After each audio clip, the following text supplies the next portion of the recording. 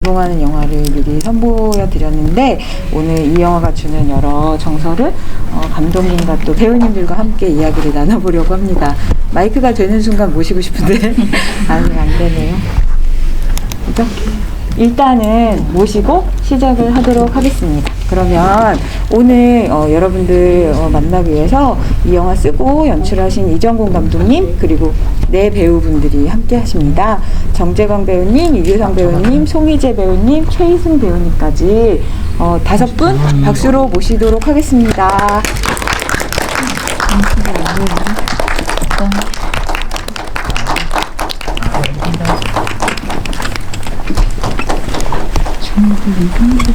앉아서 진행을 하도록 들어온다. 네, 앉아서 진행을 하도록 하겠습니다.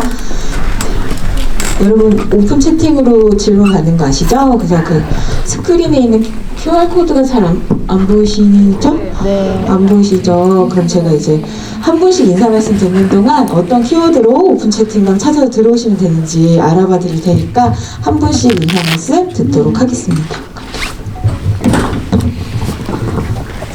네, 안녕하세요. 저 영화 나다웃 연출한 이정곤입니다. 감사합니다. 네, 안녕하세요. 나다웃에서 광호 역할을 맡은 정재강입니다. 반갑습니다. 안녕하세요. 나다웃에서 민철 역할 맡은 이규성입니다. 반갑습니다. 네, 안녕하세요. 나다웃에서 수연 역을 맡은 송이재입니다. 반갑습니다. 안녕. 이 밑에 맨 밑에 스위치 있대요. 안녕. 반말로 하시면 안 끼려고 해봤어요. 아, 네. 네, 안녕하세요. 나다웃에서 희승을 연기한 희승 최희승입니다. 네. 근데 너무 또 영화랑은 다 다른 모습들이셔가지고 좀 신기하고 막 그러네요. 혹시 저 QR코드 따라서 들어오신 분? 있으세요? 여기를 혹시 검색어 나다웃으로 오픈 채팅방에서 검색하면 들어올 수 있나요? 네, 카카오 켜셔가지고 위에 있는 키워드 중에 이렇게 오픈 채팅방 찾아서 들어오셔가지고 나다웃 검색하시면 여러분들의 질문을 제가 보고 열심히 대신 물어봐 드릴 수 있거든요. 조금 힘드시지만 그만한 가치가 있으니까 와주시면 해주실 동안 네. 네, 그래서 나다웃을 검색하시면요, 그 창중에서 6월 2일 6-2GB라고 돼 있는 방이 나올 거예요. 거기로 들어오시면 된다고 합니다. 네. 여러분 화이팅! 좀 제발 좀 들어오세요. 네, 그러면 제가 먼저 궁금했던 거, 저도 영화를 너무 뜻깊게 잘 봐가지고 여쭤보고 여러분들이 쌓아주시면은 여쭤봐 드리도록 하겠습니다. 네, 저는 먼저 그 야구와 인연이 있는 캐릭터를 연기하신 새 배우님께 이거부터 여쭤보고 싶은데 사실 그 주인공 광호를 비롯해서 여기 자리에 함께 해주신 민철 역도 희승역 이렇게 캐릭터들이 다 야구와 연관이 있고 그와 다 다른 어떤 지금의 결론을 맺은 인물들인데 감독님이 되게 안배를 하시면서 쓰셨던 생각이 드는 게 그게 다 다른 경우로 지금의 결말을 맺게 된 거고 그에 따라서 이 캐릭터들이 그걸 느끼는 입장이나 태도 같은 것도 다 다르잖아요. 그래서 그걸 통해서 광호의 어떤 그 경우나 심리만 아니라 그걸 다 두루 살피게 하는 그런 안목이 영화에 있는 것 같다고 느꼈어요. 그래서 그거를 아마 연기하시기 전에도 각자 또 캐릭터끼리 비교해가면서 나의 캐릭터는 이런 거구나 이렇게 생각하고 연기하셨을 것 같아가지고 그걸 또 배우님들이 직접 좀 얘기해 주시면 좋을 것 같아요.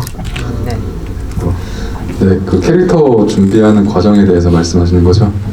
네, 무엇이든 네, 얘기해 주시면 좋겠습니다. 알겠습니다. 광호를 준비하는 과정이 우선 저희 사전 제작 단계 때 고교 야구부 대회를 보러 다녔었어요. 근데 거기서 제가 상상했던 광호의 인물하고 굉장히 맞닿아 있는 고교 야구부 학생을 발견을 했는데 뭐랄까 그 친구가 관중석에서 그 상대방이 이제 대화하고 있는 그 모습들을 관찰하고 있는 그 눈빛이 굉장히 절박하고 그리고 뭐랄까 뜨거웠거든요. 그런데 그 친구의 어떤 외형적이라던가 그리고 그런 어떤 검은 피부들 그리고 여드름 그다음에 머리부터 발끝까지 그 친구한테 많은 영감을 받았었어요. 그래서 감독님하고도 같이 관찰을 하면서 저 친구를 기준으로 해서 준비를 해보겠습니다 라고 말을 한 다음에 그 다음에 이제 동시에 또 이제 폭스캐쳐에서 베네 밀러 감독님의 폭스캐쳐에서 그 채닝 데이텀 배우의 그런 어떠한 고릴라스러운 연기, 동물적인 연기, 어떠한 강박적인 그런 행동 위주로 많이 영감을 받아서 그렇게 인물을 디자인을 했던 것 같습니다. 예. 배우? 네. 네, 비성 씨. 네.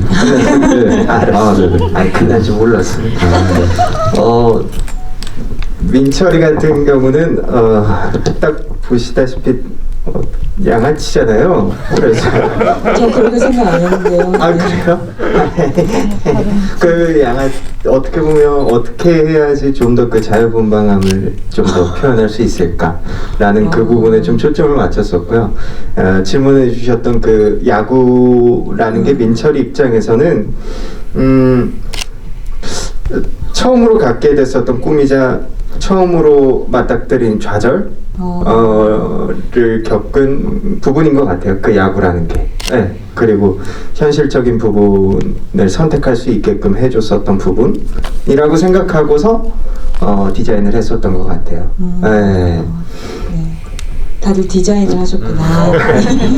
그 단어에 꽂혔어요. 형이 했던 그 디자인. 네. 그러면은 최희생 배우님은 어떻게 디자인하셨는지. 저는 뭐 그렇게 크게 디자인을 하진 않았고요. 저는 그렇게 생각했습니다. 희생이라는 캐릭터는 민철이는 본의 아니게 포기를 한 사람이라면 그렇죠. 광호는 끝까지 해보려고 노력한 인물이었고 희생은 끝까지 해보려 했지만 결국엔 자기 스스로 깨닫고 포기를 한 인물이라고 생각을 해서 민철과 광호의 중간에 있는 사람이 아니었나 생각이 들었습니다. 민철이가 어떤 광호에게 그 야구 그만두고 어떠냐고 물어보면서 인물에게 영향을 주는 것처럼 저도 끝까지 같이 광호랑 해봤지만 광호는 끝까지 했고 저는 이제 제가 깨닫고 그만두면서 광호한테 어떤 심리적 영향을 줬는지는 광호가 제가 광호가 아니니까 잘 모르겠지만 그래도 가장 천진난만한 친구 같지만서도 가장 철이 든 친구가 아니었나 하는 생각이 드는 캐릭터였습니다. 네. 그렇죠. 그래서 이게 되게 광호뿐만 아니라 여러 캐릭터들을 비교하면서 볼 수 있는 안목이 있어서 좋았는데요. 그렇게 치면 송희재 배우님한테 여쭤보는 건데 수연이도 사실 지금 불법 아르바이트를 하고 있는 거니까 근데 보면 속이 깊은 인물인 것 같은데 어떻게 하다가 수연이는 이 일을 하게 된 걸까 이런 게 하나도 나오지 않지만 아마 배우님 마음속에서 상상하게 있지 않았을까 싶거든요. 네. 네, 수연이는 영화 중에서 가장 철이 든 인물이라고 봤고요. 누가 그럼 제일 철이 든 철이 없는 인물들이 굉장히 많아서 그렇죠. 더 비교돼서 보이지 않았나 싶었는데 네. 제가 생각한 수연이는 일단 부모님이 계시지 않아서 생계를 직접 꾸려나가야 하는 상황이라고 생각을 했고요. 그런 과정에서 이제 그 민철이가 수연이를 아마 그 암흑의 길로 초대하지 않았을까. 아 진짜요? 낮에는 좀 건전히 아르바이트도 하고 뭐 했을 것 같은데 아무래도 돈을 많이 벌 수 있는 방법은 불법적인 일이잖아요. 네. 그게 아마 수연이보다 민철이가 먼저 시작했을 거라 생각했어요. 그래서 이제 제 상황을 알고 있는 민철이가 저에게 권유하지 않았을까 생각하고 연기를 했던 것 같아요. 민철이는 광호도 끌어들이고 그리고 수연이도 끌어들이고 그런. 근데 이게 수연이가 민철이를 좀 좋아해서 따라왔을 수도 있다라고 생각해 봅니다. 그걸 수연이가 생각한가요? 민철이가 생각한가요? 그럼요. 어디까지나 민철이의 개인적인 의견입니다. 그렇군요. 그렇죠. 네, 이런 거는 또 쌍방이 합의를 해줘야지 사실화되는 거니까. 네, 네, 저 그래서 감독님한테 그 아까 처음 드린 배우님들께 드린 질문을 연이어서 좀 여쭤봐야 될 것 같아요. 그러니까 이게 어떻게 보면 광호는 우리가 가장 집중하게 되는 인물인 광호는 오로지 야구만 계속하면 된다. 내가 어디까지 가는지 한번 보고 싶다. 이제 이런 마음인데 이 마음만 영화가 되게 이렇게 귀하게 살피는 게 아니라 사실은 다른 경우도 있고 그런 인생들도 다 나름의 고민이 있다. 이걸 이제 다 보여주려고 하신 게 티가 나서 좋았거든요. 그래서 그렇게 안배를 하신 이유를 좀 여쭤보고 싶어요. 일단 영화에서 이제 주인공인 광호에게 사실 가장 집중할 수밖에 없었지만 사실 광호 이외에도 다른 이제 캐릭터들에게 또 많은 어떤 지점들을 주고 싶었던 것은 저도 지금 이렇게 영화를 해가면서 많이 느끼는 것 같아요. 그러니까 사실 조금 어릴 때는 영화가 가장 좋았고 그 영화를 하는 것이 가장 멋지다. 영화를 해야만 한다. 이런 생각들이 많았는데 한 살 한 살 먹어갈수록 사실 제 주변에 이제 같이 영화를 해왔던 동료들도 한둘씩 떠나가고 그리고 영화를 사실 처음부터 하지 않았던 저의 뭐 학교 고등학교 동창들 그런 친구들도 살아가는 거를 보면 사실 각자 다 행복해 보였어요. 네, 뭐 또 행복한 만큼 또 불행한 것들도 다들 있다고 생각하는데 그래도 그 친구들도 다 잘 살고 있다라는 모습 그리고 저처럼 영화를 하듯이 광호가 야구를 하는 고민 말고도 그 친구들이 사는 뭐 행복한 모습들 그리고 그 친구들이 하는 고민들 그런 것도 같이 이렇게 조명을 해보고 싶었던 것 같아요. 맞아요. 근데 저도 영화 좋아해서 이런 일을 하지만 진짜 그걸 깨닫게 되는 순간이 있는 것 같아요. 영화가 세상의 전부가 아니라는 걸 이 영화를 만든 분들이 아는 게 영화에서 느껴질 때 그 영화가 더 크게 느껴지는 그런 단계가 있는 것 같아요. 근데 이 영화에 약간 그런 이야기들이 담겨 있는 것 같아서 되게 좋았거든요. 그러면 여기 오픈 채팅방에 정녀들 다 정재광호에게라고 해주신 아이디로 여쭤보셨는데 그 정재광 배우님께 드리는 질문입니다.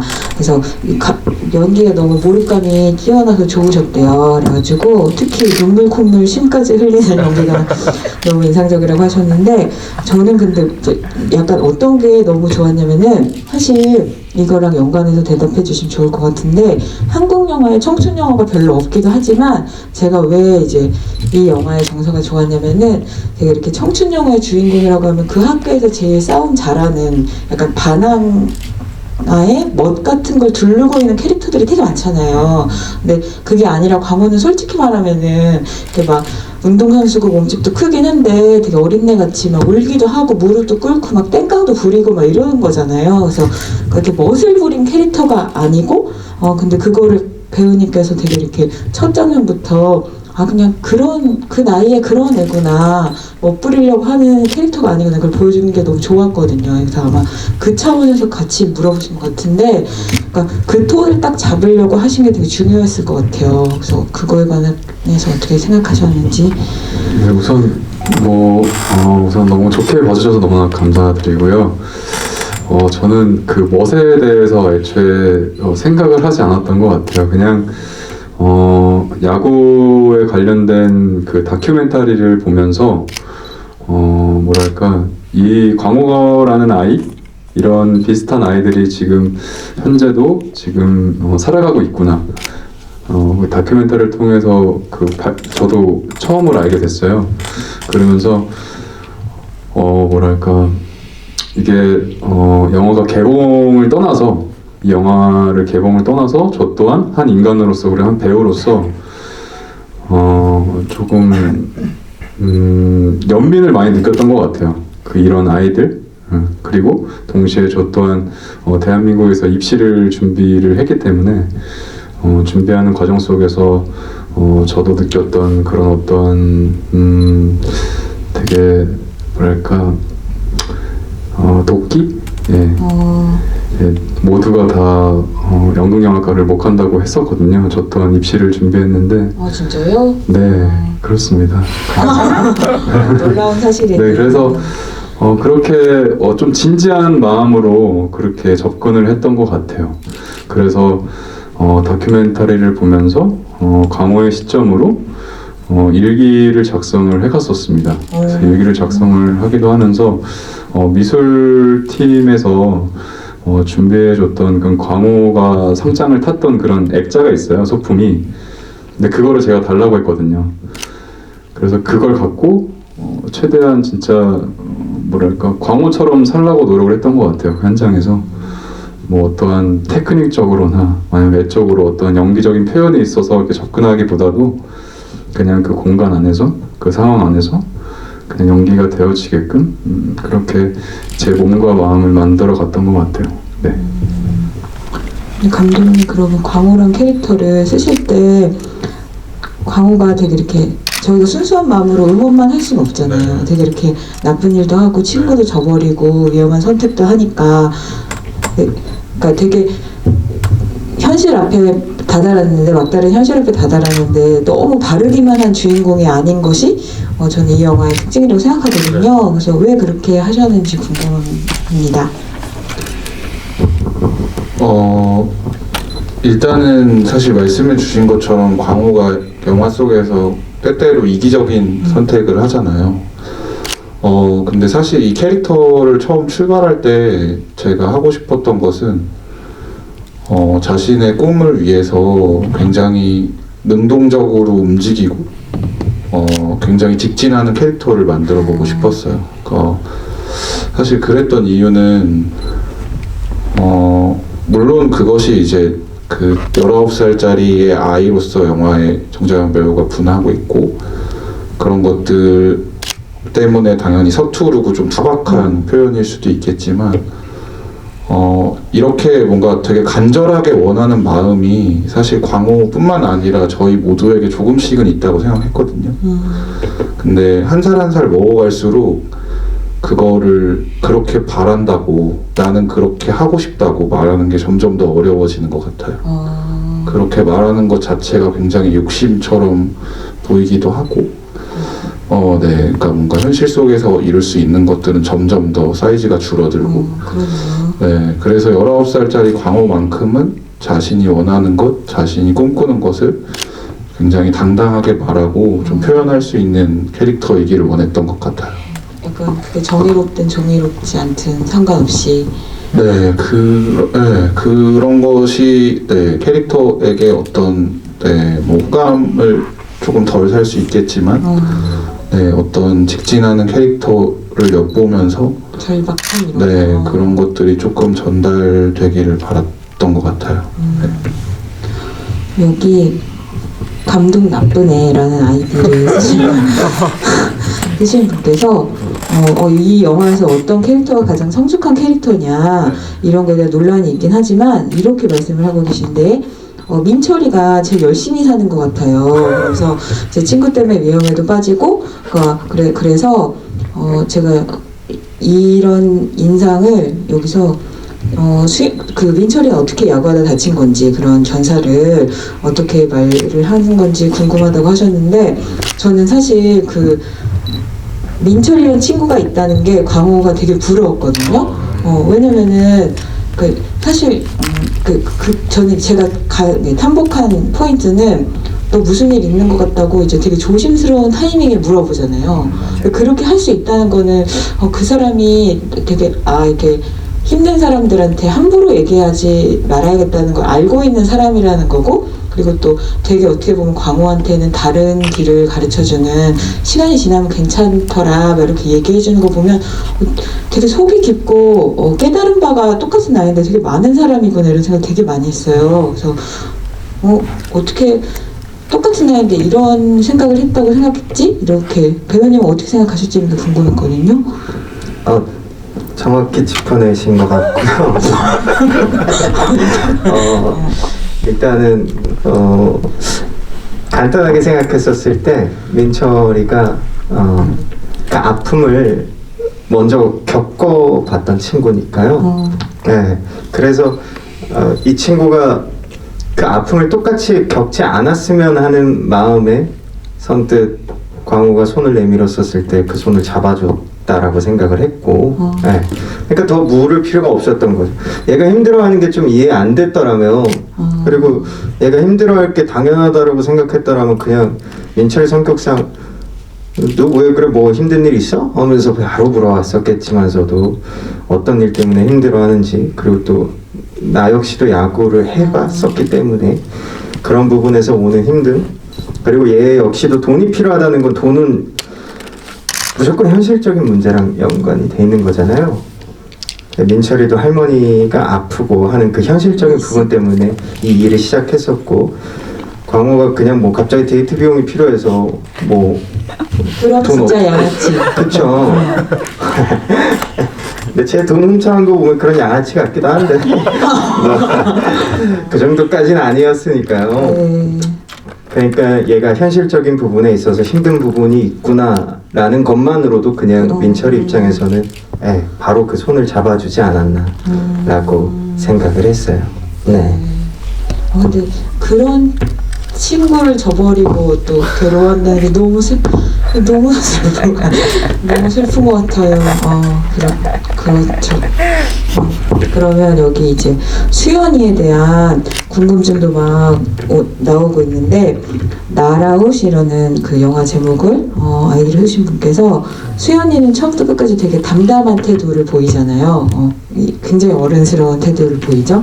그래서 다른 인물들은 다 야구라는 꿈이나 아니면 그걸 그만두고 뭘 하겠다 이런 얘기를 막 하는데, 그러면 수연이는 어떤 꿈? 앞으로의 미래를 어떻게 생각하고 있었을까 그게 궁금하셨대요. 수연이가 영화상에서는 제일 어른스럽고 제일 철도 많이 든 캐릭터이긴 한데, 그래도 수연이도 19이거든요.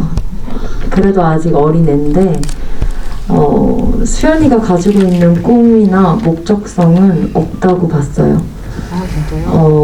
얘가 지금 이 일을 하는 것도 아까 이제 규성 오빠가 얘기했듯이 현실적인 문제 때문에 이 일을 하는 거기 때문에 뭔가 수연이한테 꿈이나 목적은 조금 사치라고 생각했어요. 나는 지금 하루하루를 살아나가는 게 벅찬 아이이기 때문에 내가 광호처럼 뭐 또는 이제 희승이처럼 뭐 이렇게 뭔가 열정적으로 내 꿈을 향해서 나가고 도전하고 하기에는 시간도 부족하고 내 현실적인 문제도 따라주지 않았기 때문에 그 부분은 아예 배제하고 봤던 것 같아요, 저는. 근데 다들 이거 많이 궁금해하시는데 저도 그게 영화에서 위로를 받는 순간 중에 하나잖아요. 근데 사실 수연이가 이 그 경찰들이 출동한 사건이 어떻게 된 것인지 정확히 아는 것인가 아닌 것인가 이런 이제 그 의혹이 있는 가운데 그 민철이가 누워있는 병원 로비에서 광호한테 아는지 모르는지 모르겠는데 이제 오지 말라고 가라고 그러면서, 근데 그게 그냥 너 때문이지 이런 느낌이 아니고 이렇게 안아주고 위로해 주잖아요. 그게 무슨 마음이라고 생각하셨어요? 우선 수연이는 민철이랑 광호가 어떤 작당 모의를 했는지 정확히는 모르는 상황이었어요. 근데 그냥 어렴풋이 내가 아는 민철이와 내가 본 광호가 뭔가 좋지 않은 일을 꾸미고 있다라는 거는 그냥 느낌적으로 느꼈을 것 같아요. 그래서 광호가 배달 나갈 때 뭔데? 라고 물어보면서 아니다 그냥 배달 잘 갔다 와 라고 얘기하는 게 말리고는 싶은데 정확히 무슨 의도 때문에 무슨 일 때문에 이 일을 꾸미는지도 모르기 때문에 너무 내가 여기서 막 뭐 하지마 라고 말리는 거는 되게 선을 넘는다 생각을 했고 그래서 아마 불안해서 기다리고 있었던 것 같아요. 둘이 분명히 오늘 무슨 일을 칠 것 같아서. 근데 우선 그 상황에서는 광호를 그 일에 안 엮이게 하는 게 최선이었고 어쨌든 경찰이 와 있고 민철이는 실려가는 와중에 광호가 거기 끼어버리면 얘는 자기 꿈에 더욱 멀어지겠다라는 생각에 우선 그걸 막자라는 생각이었고, 병원에서는 광호를 돌려보낼 수 있는 최선책이었던 것 같아요. 만약에 수연이가 되게 단호하게 야, 다 이거 너 때문이야. 가. 너 이제 두 번 다시 일하지 말고 생각도 하지 말고 꺼져버려 라고 얘기를 했다면 언젠가 광호가 돌아올 것 같았어요. 다시 또 현실적인 문제에 부딪혔을 때 그냥 한 번 더 해봐도 되지 않을까라고 돌아올 수 있었을 것 같은데 오히려 수연이가 좀 동생 대하듯이 괜찮아, 너가 이제 그냥 진짜 우리를 놔두고 떠나도 우리는 진짜 괜찮아, 그러니까 너 갈 길을 제대로 가라고 얘기하는 게 오히려 광호가 더 미련 없이 한 번에 떠날 수 있지 않았을까 했었어요. 근데 감독님 어떻게 보면 그 장면이 광호한테 가장 영화가 이제 따뜻한 위로를 해주는 장면인데 그걸 해주는 대상은 어떻게 보면 이 영화에서 광호랑 가장 연고가 적은 수연이한테 주신 거잖아요. 그 역할을 왜 그렇게 하셨어요? 일단은 사실 민철이도 광호에게 뭔가 수연이처럼 그렇게 말하지까지는 않지만 뭔가 민철이도 뭔가 이렇게 좀 어루만져 주고 사실 영화 속에서 그 승길 아버지 승길도 이렇게 감싸주고 하잖아요. 근데 이제 그런 캐릭터들을 보다 제 수연이에게 그런 것을 맡긴 이유는 사실 그런 생각이 들었어요. 그러니까 민철이나 아버지의 어떤 마음이나 대사는 딱히 광호에게 와닿지 않을 거라고 생각했어요. 그러니까 사실 계속 옆에 있었던 사람이고 굉장히 가까운 사람이 나를 위해주는 것보다 어떻게 말씀하신 것처럼 가장 연고가 없고 조금 떨어져 있는 인물이 나에게 그렇게 해줄 때 더 크게 다가올 때가 있잖아요. 그래서 아마 수연이라는 캐릭터에게 그런 씬을 만들었던 것 같아요. 예상치 못한 곳에서 이제 문득 만나는 그런 위로 이런 거죠. 그럼 최희승 배우님께도 여쭤볼게요. 그 사실 그러면 이제 광호가 이 3학년 학기가 끝나고 숙소에서 그 다 야구하던 친구들이 어떤 이제 결말 중에 하나를 맺느냐 이런 걸 보게 되는 장면 중에 하나잖아요. 고향으로 간다고 하는 친구를 바라볼 때, 근데 마치 되게 쿨하게 그걸 받아들이는 것처럼 얘기하잖아요. 네. 근데 사실 그 사람도 몇 년째 야구를 했을 텐데 그렇게 고민 없이 훌훌 털어버리고 가진 않았을 것 같거든요. 저는 고민 없이 훌훌 다 털어버리고 간다고 생각했습니다. 진짜요? 네, 왜냐면은 제가 듣기로는 제가 들은 건데 듣기로는 한 그냥 고등학생, 걔가 고등학교 정도까지 선수 생활을 했던 운동하셨던 분들은 뭐 그 운동을 그만두고도 조기 축구나 뭐 사회인 야구단이나 뭐 그 관련된 종목들의 스포츠를 종종 즐긴다고 하시더라고요. 근데 오히려 대학교까지 하거나 아니면 프로에까지 갈 뻔하다 못하신 분들은 아예 그 스포츠에 손도 안 댄다고 하시더라고요. 제 들은 바로는 그랬는데, 자, 안 그래도 감독님한테 희승이는 왜 떠날까요? 라고 여쭤봤던 적이 있었는데 제가 계속 막 철이 많이 들었다 했던 것도 그냥 감독님께서 희승이라는 캐릭터는 사실 가장 생각이 없고 생각이 되게 천진난만한 것처럼 보이지만 그 누구보다 자기의 한계를 너무나도 잘 느꼈던 아이라고 저는 생각이 들었습니다. 사실 그렇게 떠날 수 있었던 것도 다른 야구부 친구들 같은 경우는 드래프트가 떨어졌음에도 불구하고 계속 훈련을 진행하고요. 학교에 계속 남아있지만 희승이는 그냥 단지 애초부터 고등학교 3학년 드래프트에 떨어지기 그 직전에 깨달았다고 생각하지 않고 한 고등학교 1, 2학년 때부터 난 여기까지인가 보다를 계속 마음의 준비를 하고 있었을 거라고 생각이 했었습니다. 그렇기 때문에 오히려 떠날 때는 드래프트 할 때도 끝나고 나서 전 드래프트를 볼 때도 혹시 내 이름이 불릴까 하는 마음으로 보지 않고 혹시 내 친한 친구들 중에 누가 불릴까 하는 마음으로 바라보고 있었거든요. 그렇기 때문에 뭐 광호가 부름을 받지 않았다고 해서 엄청 씁쓸해하지도 않았고 제가 부름을 받지 않았다고 너무나도 당연했다고 생각하기 때문에 갈 때도 애들이 뭔가 괜히 괜찮니? 라고 하는 표정 봐도 진짜 그 대사처럼 쿨하게 니네부터 떨어질 거 알면서도 왜 오버하냐? 간다 잘 있어라 낙지 먹고 싶으면 연락해 하고 하는 이유도 진짜로 미련은 당연 미련은 있겠죠. 선수를 고등학교 때까지 했으면 분명히 미련은 있겠지만 자기는 이미 몇 년 동안 마음을 먹고 떠날 준비를 하고 있었던 사람이었기 때문에 쿨하게 갈 수 있었다고 생각이 듭니다. 네. 만약 덧붙여서 제가 네. 왠지 될 것 같은데 이러면서 안 됐네 가야겠다 했으면 더 해봤어야 되나라는 생각을 했겠지만 난 안 되는구나 라는 걸 확실히 깨달은 사람이었을 거라고 생각이 들었기 때문에 떠나가는 데 있어서 그렇게 크게 미련을 아쉬움은 있었겠지만 크게 미련을 갖고 있지 않았을 거라고 생각했습니다. 네. 깊은 생각이었던 것 같습니다. 네. 여기서 이거 나다우 처돌이라는 분께서 근데 배우님 성함으로 나오잖아요. 캐릭터 이름이. 네네. 네, 그렇게 된 이유가 있냐고 물어보시더라고요. 제가 이거는 나중에 저도 이제 말할 수 있는 기회가 생기면 꼭 말하고 싶었었는데. 네. 네. 안 좋은 얘기는 아니고요. 감독님께서 저한테 이런 얘기 해도 되나? 그렇게 하고 네. 얘기 안 하는 거잖아요. 별거 아니고요. 네. 감독님이 이제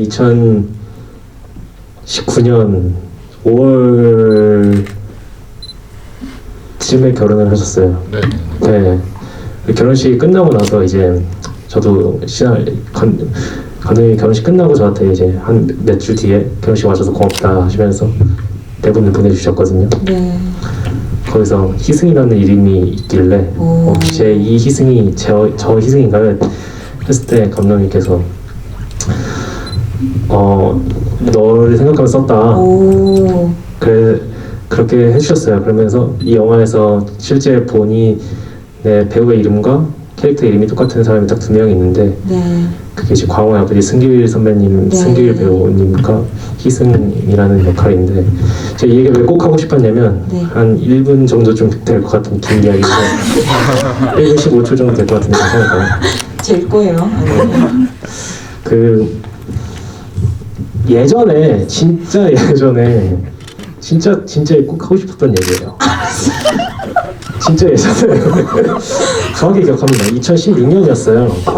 네. 2016년에 제가 이제 어떤 한 작품에서 단역으로 나갔을 때 그때 이제 그 조연출과 PD님이 계셨어요. 그 중에 한 분이 정곤이 형이었는데 같이 이제 촬영을 하다가 대기 시간이 아무래도 단역이다 보니까 좀 길어가지고 비상구에 같이 앉아 있었던 적이 있거든요.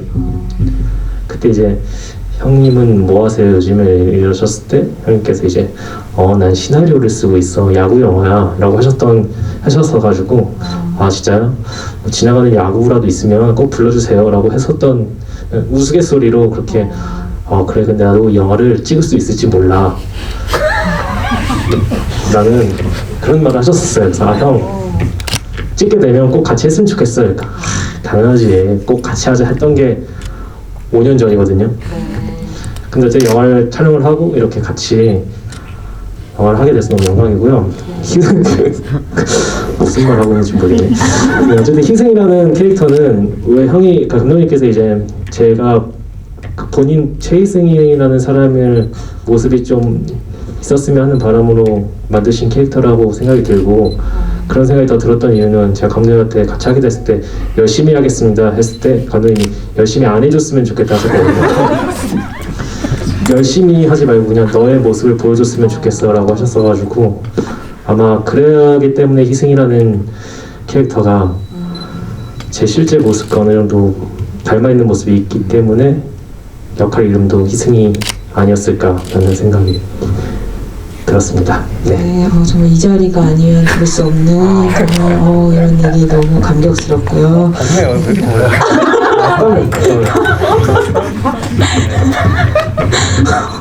아유,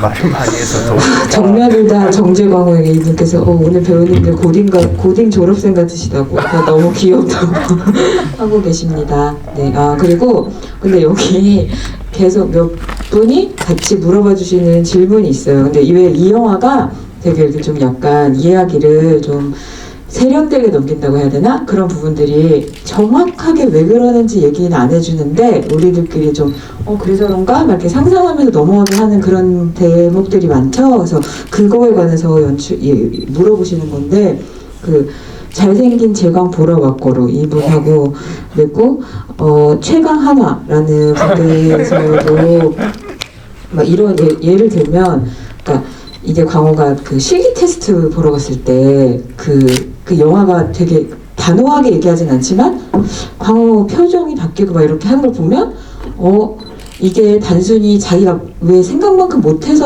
화가 난 게 아니라 왜 저렇게 던져주지? 이런 맥락이 있는 건데 정확하게 얘기 안 해주잖아요. 그리고 또 그 친구 성태가 부상당하는 장면에서도 그게 고인지 아닌지 이런 거 얘기 안 해주잖아요. 그러니까 그런 것들이 좀 궁금하신가 봐요.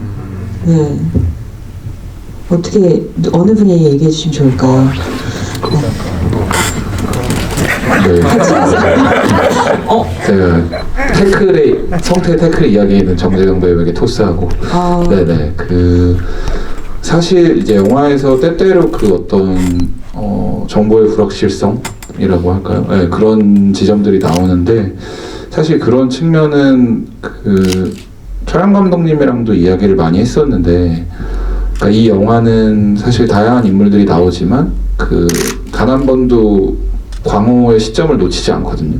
그러니까 광호의 시점을 되게 집요하게 쫓아가는 영화라고 생각을 했고, 그렇다면 관객분들이 보시는 어떤 영화의 그런 이야기들도 광호의 시점에서 좀 바라보기를 원했던 것 같아요. 그러니까 사실 광호 본인도 스스로 지금 뭔가를 느끼고는 있지만 이것을 되게 명료하게 문장으로 정리할 만큼 알지는 못하잖아요. 상황이 한복판에 있을 때 혼란스러우니까. 네, 그래서 그런 지점들이 있었다고 생각을 하고, 실기시험 같은 경우에는 촬영 감독님이랑 굉장히 많이 고민을 했었어요. 사실 대사가 한마디도 없고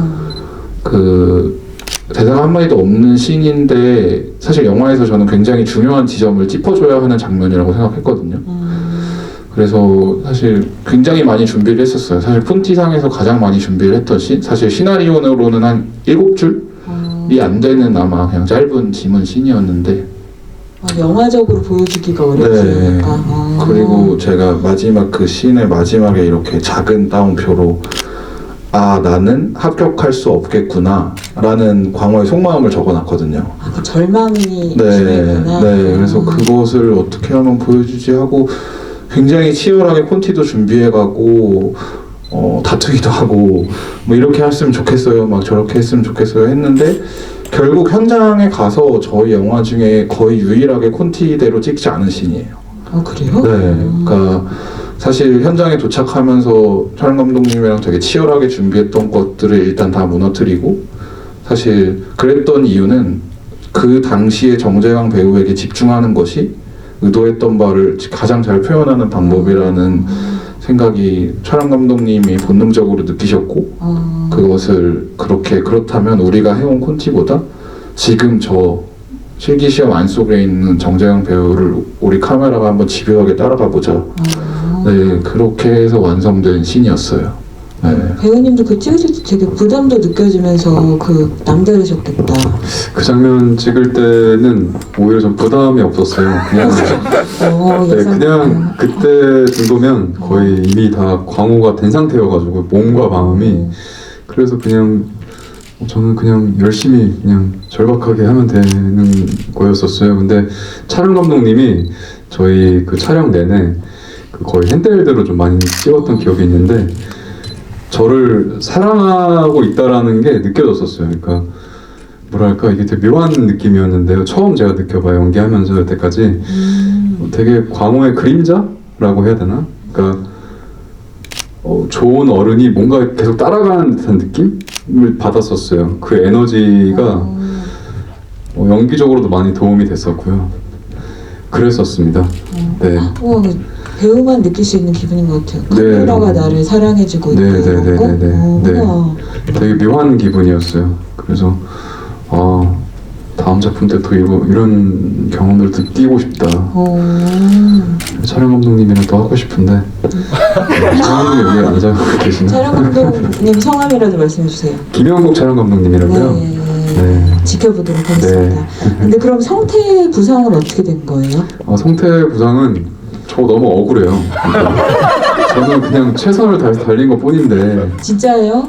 네, 저는 최선을 다해서 이르러 달린 것 뿐인데 갑자기 성태가 아파하고 소리도 크게 내고 막 이러고 이러니까. 근데 일을 달리기 전에 한번 쳐다보잖아요. 거기 있구나. 예, 근데 저기서 빨리 내가 가야 되겠구나 그냥 쳐다본 건데 카메라 이렇게 담긴 거죠. 네. 그때도 카메라가 자신을 사랑하고 있다고 느끼셨어요? 아니요. 그렇군요. 아무튼 그랬었어요. 그래서 감독님이 제 머리를 치고 가잖아요. 그것도 되게 정말 그때 연기를 하지 않았던 것 같아요. 그냥 정말 억울했었어요. 머리까지 때리고 애들은 다 절로 가 있고 또 되게 외로웠던 순간이었던 것 같아요. 광호로서. 네. 그렇군요. 네, 그랬습니다. 네. 근데 그러면 거의 시간 다 끝나가는 것 같은데 그죠 엄청 빨리. 근데 최대한 많이 쓰도록 할게요 시간을. 근데 저는 그래서 이게 정말 어떻게 보면 광호가 저 길만 안 갔으면 좋겠는데 저 길만 안 갔으면 좋겠는데 하는 식으로 이제 이야기가 흘러가다가 도대체 이 영화가 광호한테 어떤 결말을 줄까 이런 게 되게 궁금하잖아요. 근데 마지막에 감독님이 그렇게 보여주시는 걸 보고 나니까 그게 가장 광호한테 온당한 결말이라는 생각이 들었어요. 근데 여기서 그 결말을 정말 되게 깊게 느끼신 분이 해주신 질문이 있어가지고 말씀을 드리면 그 마지막에서 정막일다 이분께서 광호가 그러면 본인 꿈을 이루온 거잖아요. 이분이 맞나? 죄송해요. 이게 질문을 합쳐야 되겠다. 이룬 거잖아요. 근데 대학에서 야구를 하고 있는 광호의 마음이 우리가 앞서 쭉 봤던 정말 야구를 계속 하고 싶다. 야구만 하면 뭐든지 할 수 있을 것 같아. 이 마음이랑 똑같은 마음으로 뛰고 있는 걸까? 이게 궁금해지셨다고 어느 분께서 그러셨어요. 근데 진짜 영화를 되게 이입해서 보신 분만 할 수 있는 질문인 것 같아서 어떻게 느끼셨는지, 어떻게 쓰셨는지. 일단은 영화의 결말에 대해서 이제 사실 굳이 이 질문에 대한 정확한 답은 아니어도 말씀을 드리고 싶은 거는 사실 누군가는 이 영화의 결말에 광호에게 손가락질을 할 수도 있을 거라고 생각해요. 네, 비겁해라고 할 수도 있겠지만 사실 이런 결말을 광호에게 주었던 거는 사실 지금 영화에 나오는 어른들이 만들어 놓은 어떤 시스템을 마지막에 광호에게 책임지게 하고 싶진 않았어요. 네, 그래서 결국 못 가고 다른 방법으로 독립야구단에서 야구를 한다거나 그런 결말을 광호에게 선사하고 싶지 않았던 마음이 가장 컸던 것 같아요. 그래서 저도 이 결말을 온전히 지지할 수는 없지만 이런 과정을 거친 광호가 결국 어른이 된다면 그렇다면 이 시스템을 갈아엎을 수 있는 어른이로 성장하지 않을까라는 마음으로 이런 결말을 했었던 것 같아요. 네, 그 질문을 물어보신 분은 이 아이디도 너무 절묘하게 뛰어라는 분이 여쭤보신 거예요. 저도 되게 그 장면의 마음을 곱씹게 되는 것 같습니다. 여러분 이렇게 많이 소감과 질문을 올려주셨는데 이걸 다 못해가지고 너무 아쉽고요.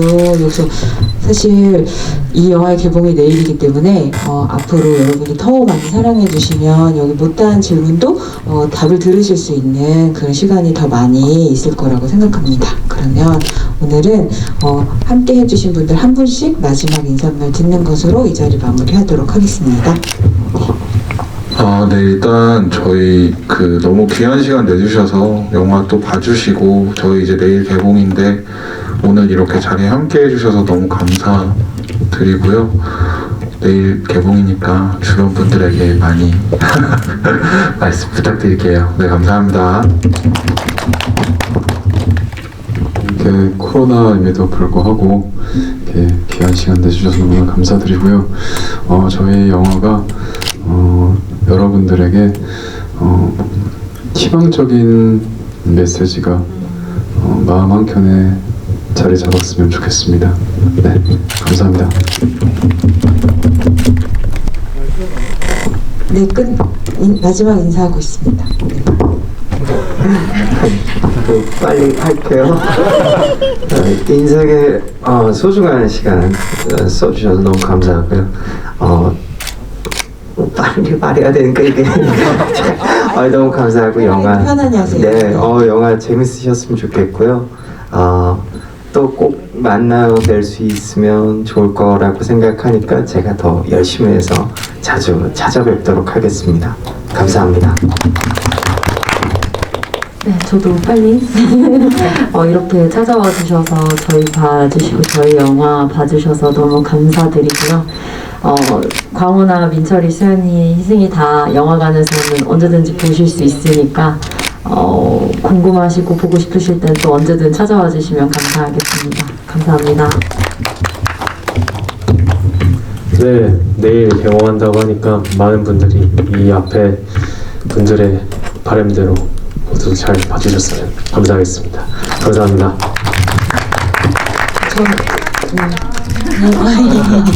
저 오늘 여기 들으니까 진짜 배우님들이 감독님과 함께 한 장면 한 장면 고민과 마음을 진짜 많이 담아서 만드셨구나 그런 생각이 들어가지고 영화를 다시 보면서 곱씹어봐도 되게 좋겠다 그런 생각 들었거든요. 그래서 오늘 영화 좋으신 분들 옆에 여러분들께 좀 널리 알려주셨으면 좋겠습니다.